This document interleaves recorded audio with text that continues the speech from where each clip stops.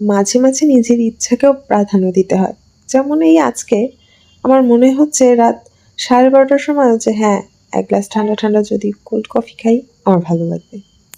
যেমন ভাবনা তেমন কাজ। আমাকে তো এখানে বাধা দেওয়ার কেউই নেই। আমার এখন মন চেয়েছে তো আমি খাবো। খাবো মানে খেতেই হবে। তো ভাই এমনিতেই আমি খুবই অলস মানুষ। যতটা সংক্ষেপে পারি আমাকে কাজ করতে হবে। কে ভাই এই চিনি, কফি, পানি একসাথে মিশিয়ে এটাকে বারবার নাড়তে থাকো, নাড়তে থাকো, নাড়তে থাকো, নাড়তে থাকো, নাড়তে থাকো। ভাই এত সময় আর এনার্জি কার আছে? আমার তো নেই। তো আমি চিন্তা করলাম সব একসাথে দিয়ে যদি বিটার আছে বাসায়, বিটার দিয়ে বিট করে নেই তাহলেই তো কষ্ট কমে যায় অনেক। ইজি হয়ে যায়। ভাই ইজি জিনিস ইজিভাবেই করতে হয়।